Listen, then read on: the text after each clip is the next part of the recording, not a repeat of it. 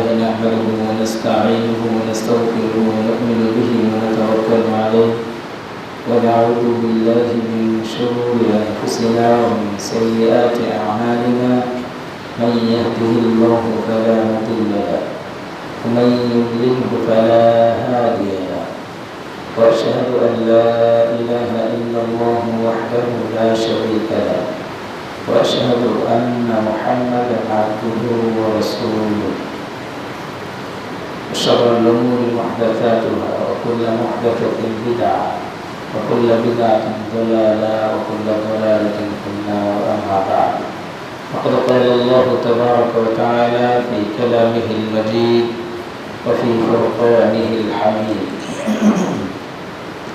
إن الساعة لآتية لا ريب فيها ولكن أكثر الناس لا يؤمنون وقال الله سبحانه وتعالى وأن الساعة آتية لا ريب فيها وأن الله يبعث من في القبور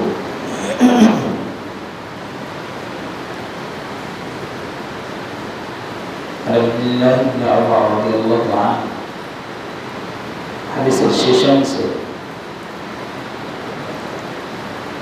أخبرني عن الساعة قال ما المسؤول عنها بأعلم من السائل قال أخبرني عن أمارتها قال أن تلد الأمة ربتها وأن ترى الحفاة العراة العالة رياء الشاء يتطاولون في البنيان فلبثت مليا الحمد لله সমস্ত প্রশংসা আল্লাহ সুবহানাহু ওয়া তাআলার জন্যই যে আল্লাহ সুবহানাহু ওয়া তাআলা সবকিছু সুন্দর স্বাভাবিক পরিবেশ করে রেখে দিয়েছেন আমাদের জন্য, যার জন্য আমরা সপ্তাহের শ্রেষ্ঠ দিন এবং জুমার দিনে উক্ত মসজিদ বাইতুত তাকওয়া জামে মসজিদে খুতবা শুরু হওয়ার পূর্বে আসার জন্য, বসার জন্য, দুই রাকাত সালাত আদায় করার জন্য তৌফিক দান করলেন। সে আল্লাহ পাকের দরবারে প্রাণ খুলে শুকরিয়া জানাই, বলি আলহামদুলিল্লাহ। অতঃপর দরুদ ও সালাম বর্ষিত হোক বিশ্বনবী জনাবে মুহাম্মদুর রাসূলুল্লাহ সাল্লাল্লাহু আলাইহি ওয়াসাল্লামের উপর। যেই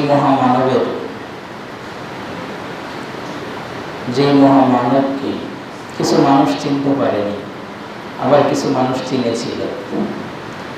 যেই মহামানবকে যারা চিনেছিল, যারা তার সংস্পর্শে এসেছিল, তারা জাহিলিয়াতের যুগের অন্ধকার যুগ থেকে তারা স্বর্ণের যুগ, সোনালী যুগ তারা পেয়েছিল। আর যারা চিনতে পারে নাই, তারা দুনিয়ার সৃষ্টি থেকে নিয়ে কিয়ামত হওয়া পর্যন্ত যত মানুষ এসেছিল, সব মানুষের ভিতর থেকে আল্লাহ সুবহানাহু ওয়া তাআলা পবিত্র কোরআনে বিভিন্ন জায়গায় বলেছেন, আল্লাহ মানুষদের ভিতরে কিছু মানুষকে অন্যান্য মানুষের উপরে মর্যাদা দিয়েছে, কিছু মানুষের সম্মান বৃদ্ধি করেছেন, কিছু মানুষের চেয়ে। তো যারা চিনতে পারে নাই, যারা সংস্পর্শে আসার পরে, দেখার পরেও অনেক কিছু বোঝার পরে না বোঝার ভান করে তারা এই দুনিয়ার জিন্দেগি কাটিয়ে দিয়েছে, তারা হলো ওই দুনিয়ার জীবনগির সবচেয়ে নিকৃষ্ট মানুষ হিসেবে তারা উপাধি লাভ করেছে। সম্মানিত উপস্থিতি, বলছিলাম যেই মহামানব তিনি মক্কায় থেকে হিজরত করে মদিনায় গেলেন, সুবহানাল্লাহ। মদিনায় হিজরত করে তিনি যখন যান, মদিনার মানুষগুলো তাকে দেখার আগে অসংখ্য মানুষ ছিল যারা নবী করিম সাল্লাল্লাহু আলাইহি ওয়াসাল্লামের আনিত ঈমানের উপর ঈমান আনয়ন করেছিল। জোরসোরে বলি আলহামদুলিল্লাহ। শুধু তাই নয়, বিশ্বনবী জনাবে মুহাম্মদুর রাসূলুল্লাহ সাল্লাল্লাহু আলাইহি ওয়াসাল্লামকে মদিনায় আসতে দেখে, আসার খবর শুনে তারা আনন্দে আত্মহারা হয়ে গেছে। কারণ কি, সাহাবায়ে কেরাম বর্ণনা করছেন, মদিনার মানুষ যারা ছিল, মদিনাবাসী যারা ছিল, তারা তাদের জীবনে মদিনার এই শহরের শুরু থেকে শেষ পর্যন্ত যেদিন বিশ্বনবী জনাবে মুহাম্মদুর রাসূলুল্লাহ সাল্লাল্লাহু আলাইহি ওয়াসাল্লাম মদিনায় আগমন করেন, ওই দিন তাদের যত আনন্দের দিন ছিল, এর চেয়ে দ্বিতীয় আর কোনো আনন্দের দিন তাদের জীবনে আসে নাই। সুবহানাল্লাহ, আল্লাহু আকবার। তারা চিনতে পেরেছিল, বুঝতে পেরেছিল দুটি গোত্রের মানুষ, তারা রাসূল করিম সাল্লাল্লাহু আলাইহি ওয়াসাল্লাম সহ সাহাবায়ে কেরামকে এতটাই ভালোবেসেছিলেন, যে ভালোবাসার নিদর্শন, যে ভালোবাসার বর্ণনা পবিত্র কোরআন এবং সহিহ সুন্নাহ পড়লে পাওয়া যায়, স্বর্ণাক্ষরে লিখিত রয়েছে। সুবহানাল্লাহ।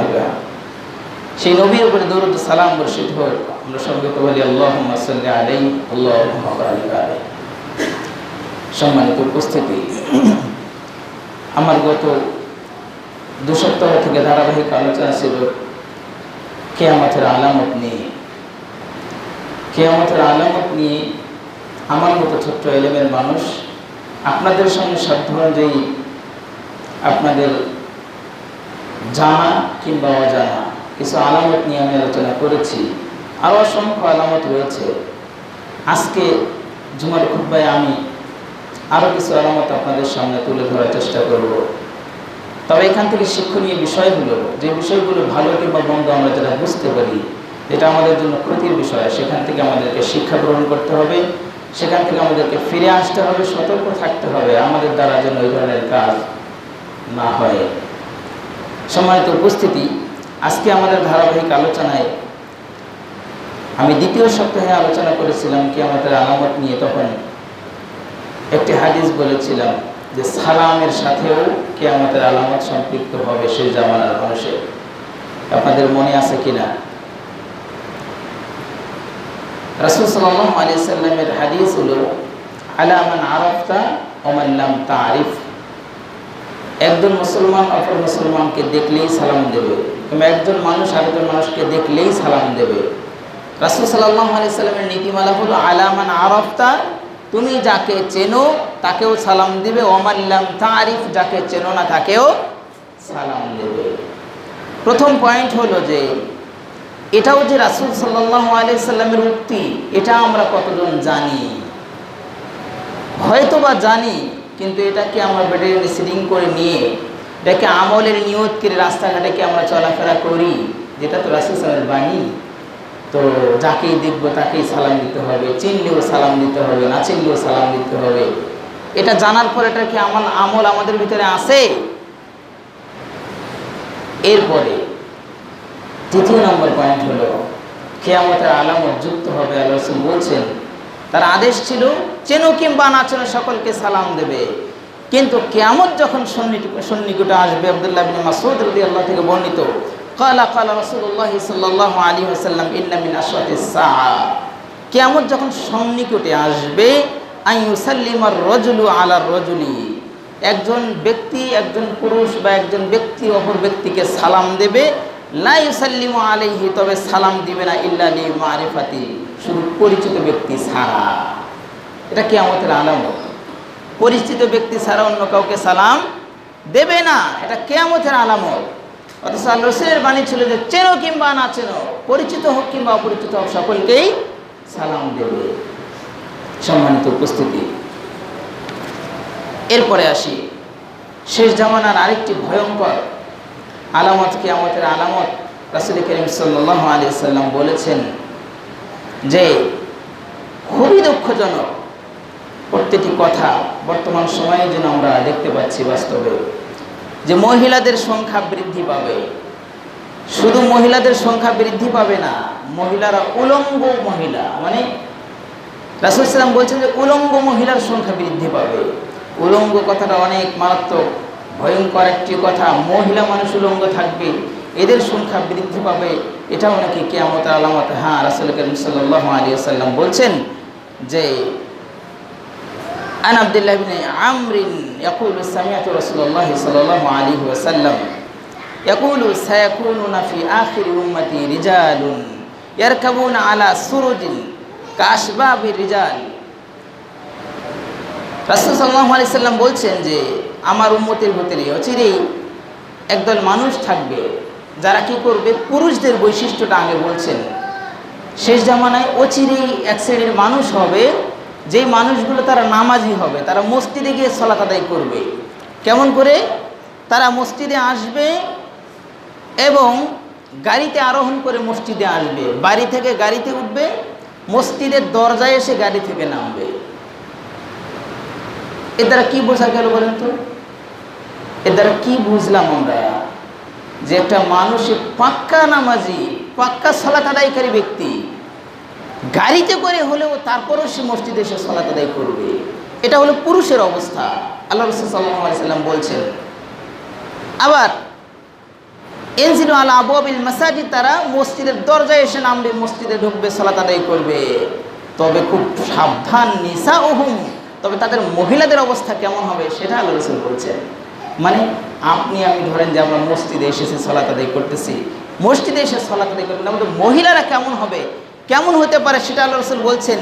নিসাউহুম কাসিয়াতিন আরিয়াতিন, তবে তাদের মহিলারা হবে পোশাক পরবে কিন্তু উলঙ্গ। জোরে সরে বলেন নাউজুবিল্লাহ। পুরুষদের অবস্থা কি?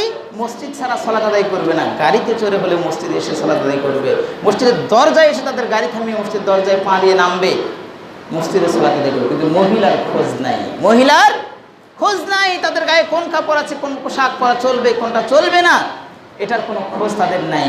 অথচ সেটা কার দায়িত্ব? পুরুষের দায়িত্ব। আল্লাহ সুবহানাহু ওয়া তাআলা পবিত্র কোরআনে অন্তর বলেছেন, ইয়া আইয়ুহাল্লাযীনা আমানু কু আনফুসাকুম ওয়া আহলিকুম নার, ওহে যারা ঈমান আনয়ন করেছো, যারা ঈমানদার, তাদের কাজ হলো কি? কু আনফুসাকুম, আগে নিজে বাঁচো, ওয়া আহলিকুম নারা, দ্বিতীয় তোমার কাজ হলো তোমার পরিবারকে জাহান্নামের আগুন থেকে বাঁচাও, তোমার পরিবারকে জাহান্নামের আগুন থেকে বাঁচাও।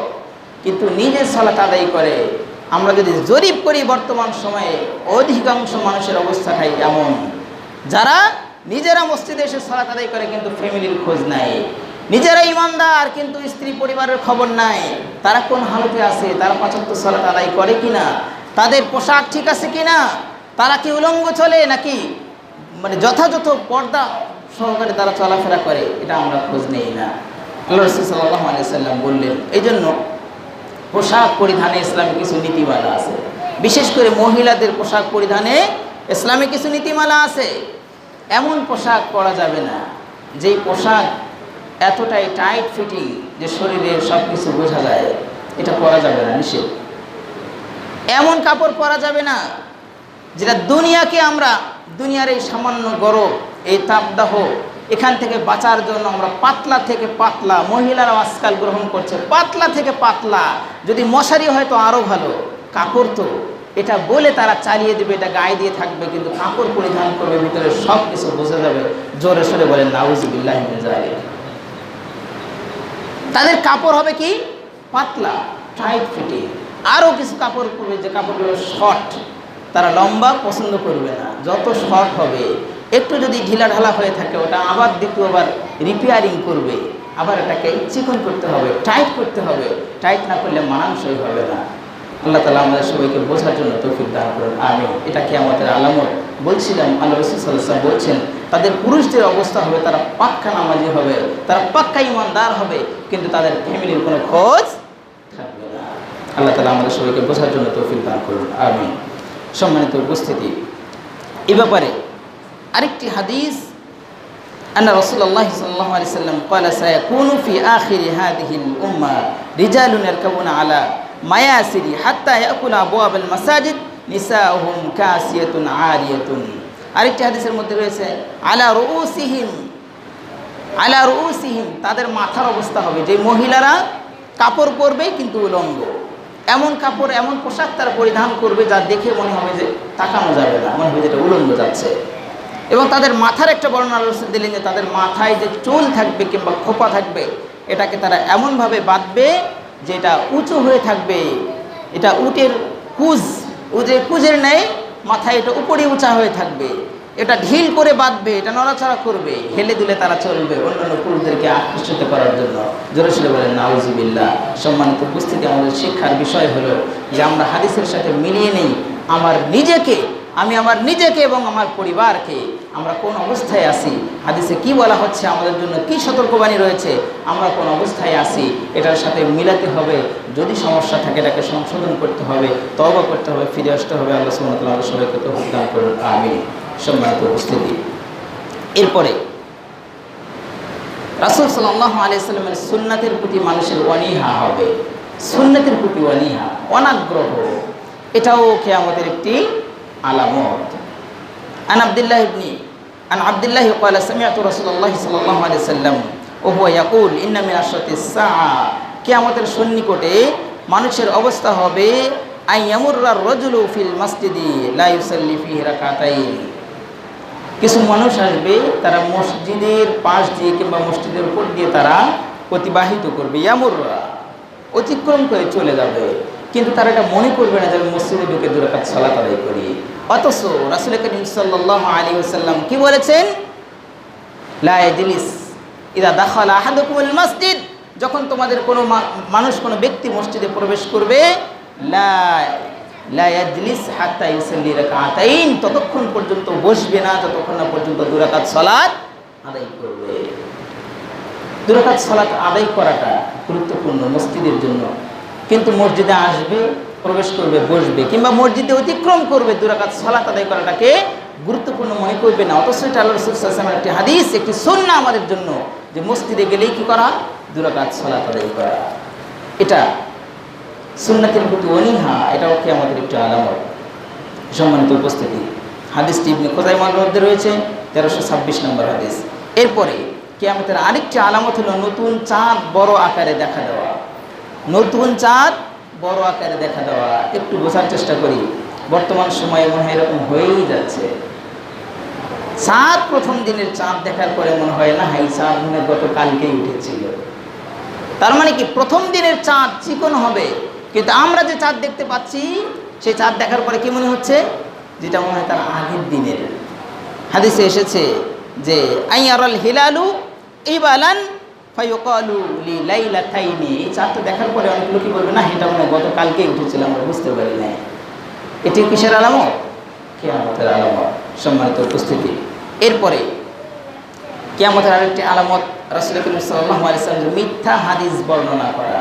এক শ্রেণীর মানুষ থাকবে, তারা কি করবে, মিথ্যা হাদিস বর্ণনা করবে, বানাওয়াট হাদিস বর্ণনা করবে, সহিহ হাদিস তাদের চোখের সামনে পড়েও পড়বে না, তারা পড়েও পড়বে না, বুঝেও তারা বুঝবে না, সেটা বলেও তারা মানে বলার চেষ্টা করবে না, জানার পরে বলার চেষ্টা করবে না, তারা শুধু জয়ীফ হাদিস, জাল হাদিস, মিথ্যা হাদিস, বানাওয়াট হাদিস নিয়ে তারা পড়ে থাকবে।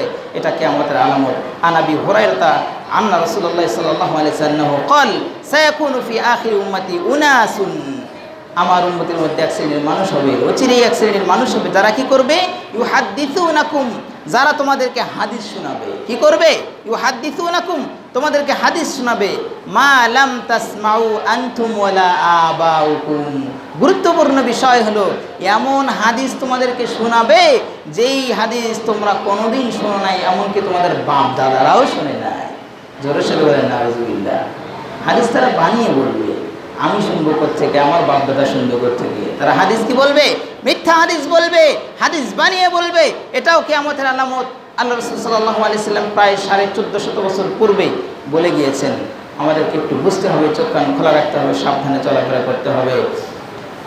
আল্লাহ রাসূল সাল্লাল্লাহু আলাইহি ওয়াসাল্লাম আমাদেরকে উপদেশ দিলেন, ফাইয়াকুম ওয়া ইয়াহুম, এই ধরনের কোনো মানুষ যদি তোমার কাছে প্রমাণিত হয়ে যায় যে সে এমন এমন হাদিস বলে যেটা হাদিসের পাতায় খুঁজে পাওয়া যায় না, এমন হাদিস বলে যা আমি শুনি নাই, এমন হাদিস বলে যা আমার বাবা শুনে নাই, এমন হাদিস বলে আমার দাদা শুনে নাই, আমার কোনো পূর্বপুরুষ শুনে নাই, এমন ব্যক্তি যদি চিহ্নিত হয়, রাসূল সাল্লাল্লাহু আলাইহি ওয়াসাল্লাম বলছেন ফাইয়াকুম, ওই শ্রেণীর ব্যক্তি থেকে তোমরা নিজেদেরকে বেঁচে থাকো, তোমরা দূরে থাকো। ওয়া ইয়াহুম, তাদের থেকে তোমরা বেঁচে থাকো, তারাও যেন তোমাদের থেকে বেঁচে থাকে। তাদের কাছাকাছি যেও না, তাদের কাছ থেকে কোনো কিছু গ্রহণ করো না। আল্লাহ সুবহানাহু ওয়া তাআলা আমাদেরকে বোঝার জন্য তৌফিক দান করুন, আমিন। সম্মানিত উপস্থিতি, এরপরে কিয়ামতের আরেকটি আলামত হলো মিথ্যা সাক্ষ্য প্রদান করা। কি করা বলেন? মিথ্যা সাক্ষ্য প্রদান করা। খুব সাবধান। আল্লাহ সুবহানাহু ওয়া তাআলা সূরা ফুরকানের মধ্যে বলেছেন যে ওয়াল্লাযীনা লা ইয়াশহাদুনা আয-যুর, ইবাদুর রহমান, রহমানের বান্দার বৈশিষ্ট্য হবে, যারা রহমানের বান্দা হবে তাদের বৈশিষ্ট্য তারা কি করবে না? লা ইয়াশহাদুনা যুর, তারা মিথ্যা সাক্ষ্য দেবে না। মিথ্যা সাক্ষ্য তারা দেবে না, মিথ্যা সাক্ষী দেবে না, মিথ্যা কথা বলবে না, মানে মিথ্যা সাক্ষী দেবে না, কারো মিথ্যা সাক্ষী দেবে না। ওয়াইদা মাররু বিল্লাগবি মাররু কিরামা, যখন তারা অতিক্রম করবে, অতিক্রম করার সময় তারা খারাপ কাজ দেখলে, খারাপ কথাবার্তা দেখলে সেখান থেকে তারা নিজেরা নিজেদেরকে বেঁচে থেকে সম্মানের সহিত সেখান থেকে পেরিয়ে যাওয়ার চেষ্টা করবে। সেই খারাপ কাজে তারা যোগ দেবে না। এটা হলো রহমানের বান্দার বৈশিষ্ট্য। আর কিয়ামতের আলামত হলো এক শ্রেণীর মানুষ থাকবে, তারা মিথ্যা সাক্ষ্য দেবে। আমার কাছে বড়ই আশ্চর্য লাগে কি জানেন, বর্তমান সময়ে আপনাদের অনেকেই হয়তো অভিজ্ঞতা রয়েছে যে আপনি যদি থানায় যান কোনো একটা বিষয়ের মামলা করার জন্য, কী করার জন্য বলেন? মামলা করার জন্য। মিথ্যা দিয়ে শুরু না করলে মামলা শুরুই হবে না, স্টার্টই হবে না। জোরে সোরে বলতে পারলেন নাউজুবিল্লাহ? নিজেই নিজের হাত কাটবে, বলবে না অমুক কেটে দিয়েছে। মিথ্যা যত বানিয়ে এটাকে পাতা ভরিয়ে ভরিয়ে যত মিথ্যা বলতে পারবে, তখন এই কেসের অ্যাকশন শুরু হবে। যদি হাসা কথা বলে, সত্য কথা বলে, এক দুইটা কথা বলে, ও দিয়ে মামলা শুরুই হবে না। তারপরে তো আসেই নিজে তো মিথ্যা বলে বলে মামলা চালু করবে, এরপরে আবার মিথ্যা সাক্ষী রেডি করবে যে আমি তো এগুলো বলে মামলা করে আসছি, তুই একটু আমার সাথে সাক্ষী দিবি। আর ওই বেচারা হতভাগ্য, সেও বুঝবে না যে মিথ্যা সাক্ষ্য দেওয়া যাবে না, সেও কি করবে? মিথ্যা সাক্ষী দিয়ে দেবে। এই হলো অবস্থা বর্তমান সময়ে। মিথ্যা সাক্ষী দেওয়ার জন্য আমরা রেডি, প্রস্তুত। অথচ রহমানের বান্দা যারা, তাদের বৈশিষ্ট্য, তারা কি করে না? মিথ্যা সাক্ষ্য দেয় না, মিথ্যা কথা বলে না, তারা সেখান থেকে দূরে থাকে। আল্লাহ সুবহানাহু ওয়া তাআলা আমাদের সবাইকে বোঝার জন্য তৌফিক দান করুন, আমিন। সম্মানিত উপস্থিতি, আরেকটি হাদিসের মধ্যে রাসূল সাল্লাল্লাহু আলাইহি সাল্লাম বলছেন মহিলাদের সংখ্যা বৃদ্ধি পাবে। এটাও কিসের আলামত? কিয়ামতের আলামত। মহিলাদের সংখ্যা বৃদ্ধি পাবে। আপনার কাছে কি মনে হয়, রাস্তা দিয়ে যখন চলাফেরা করেন কি মনে হয়, পুরুষ বেশি না মহিলা বেশি? কি মনে হয়? মহিলা বেশি। মহিলা বেশি হবে, মহিলা বেশি হবে। মহিলা হলো ফিতনা। ইমানদার মহিলা যারা, তারা কখনো ফিতনা নয়। যারা ইমানদার নয় তারা কি? ফিতনা।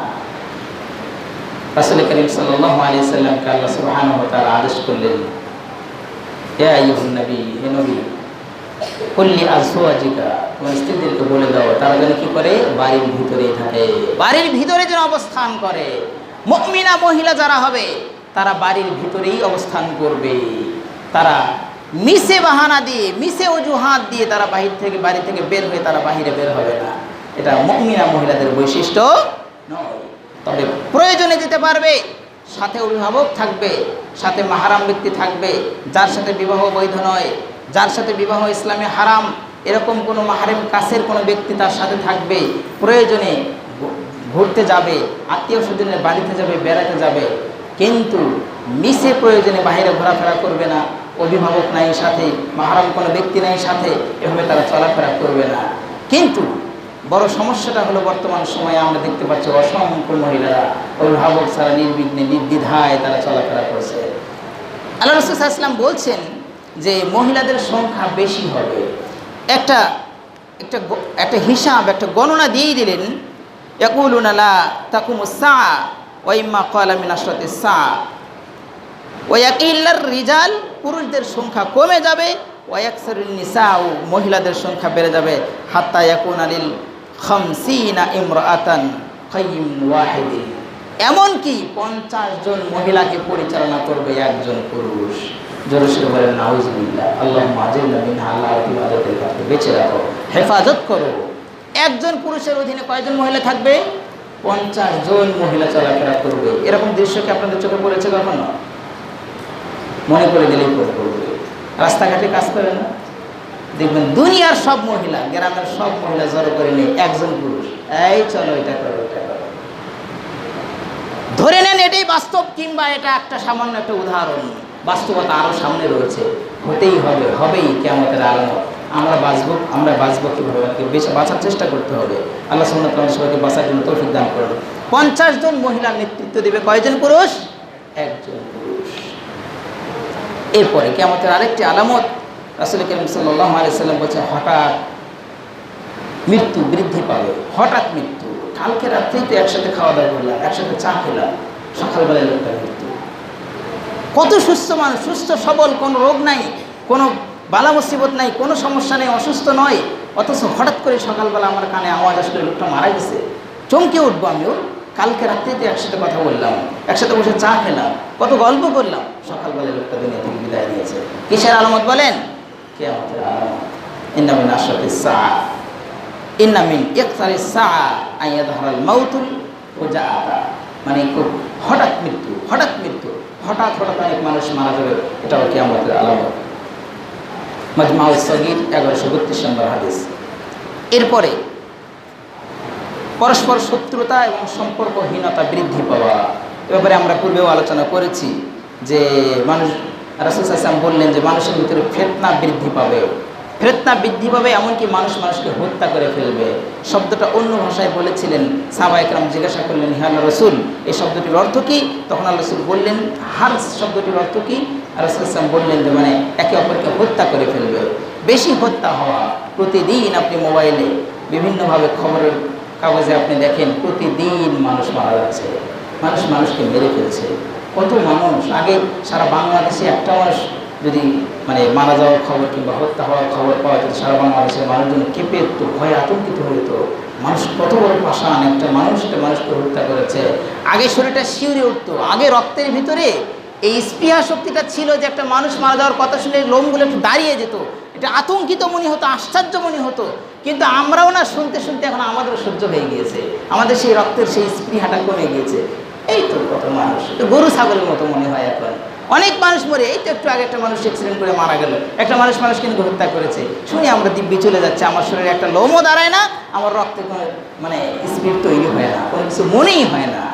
মানে আমরাও শুনতে শুনতে আমাদেরও কী হয়ে গেছে, সহ্য হয়ে গেছে, এটা কিছু মনে হয় না, এটা কোনো বিষয় না, এটা মামুলি বিষয়। এটা কিয়ামতের আলামত।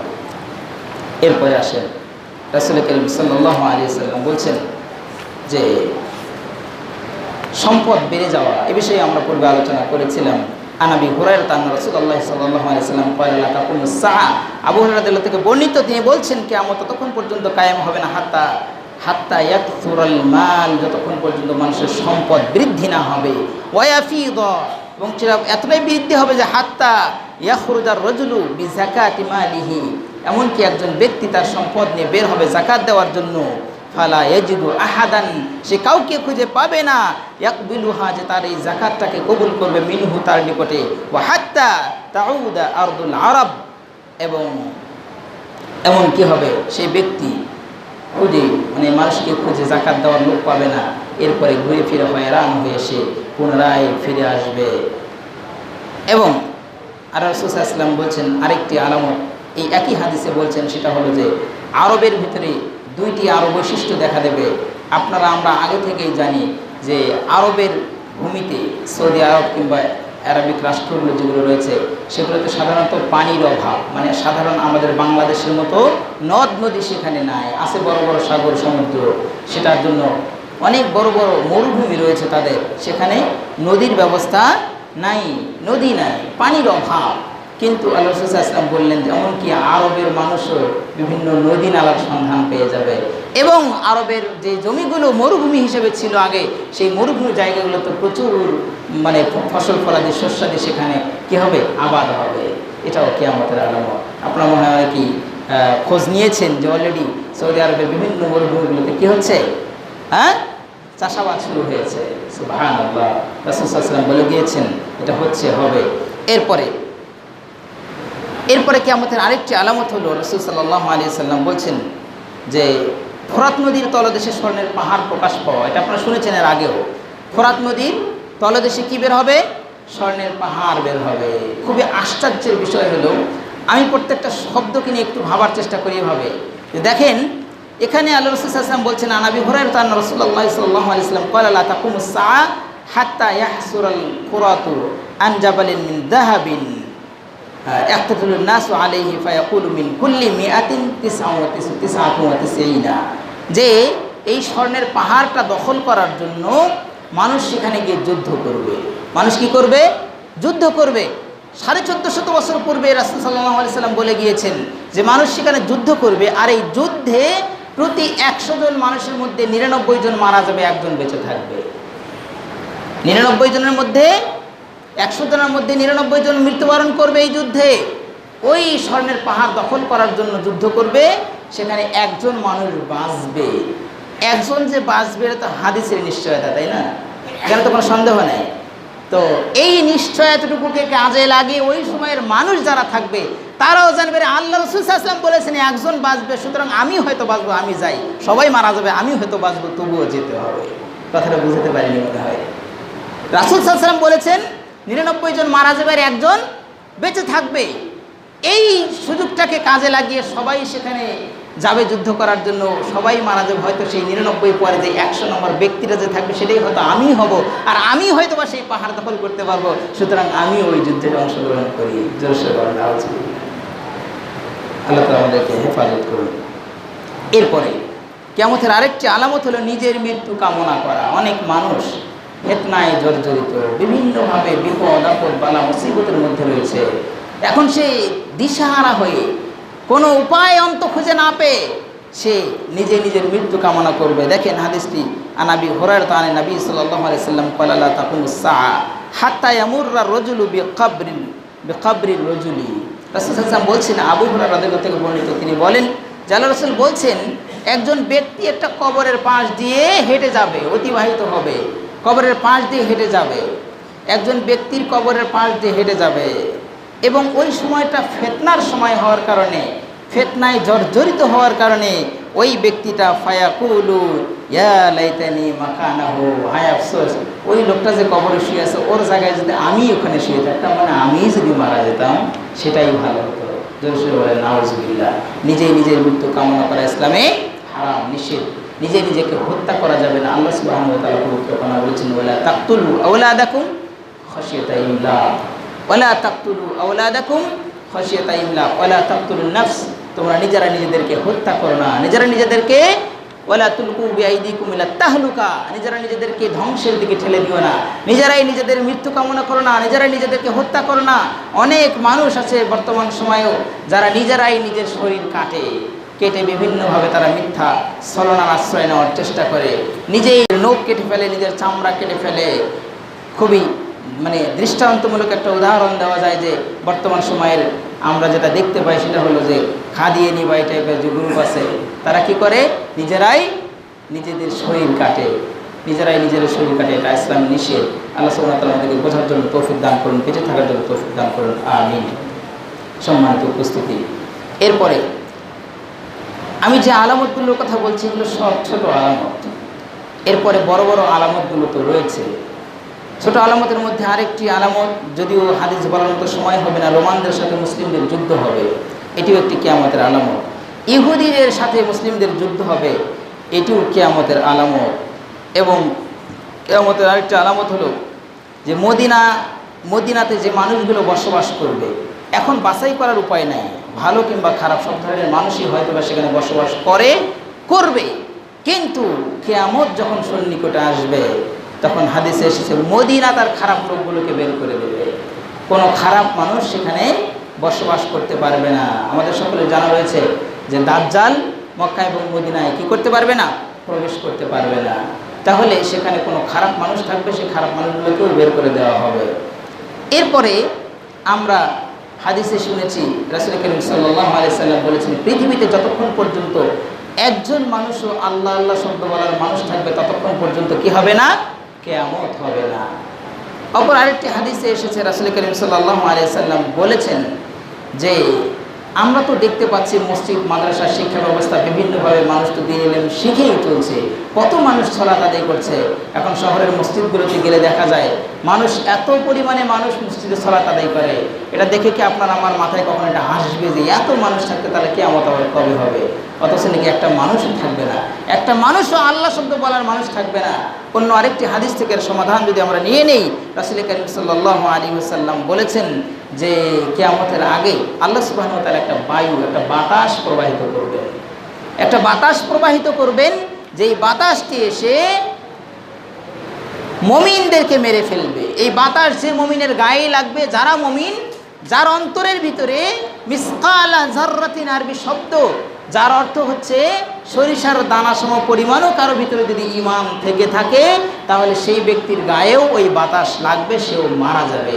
অর্থাৎ মুমিন যারা, ঈমানদার যারা, তারা কেউ তখন বেঁচে থাকবে না, অর্থাৎ আল্লাহ আল্লাহ বলার মানুষ থাকবে না।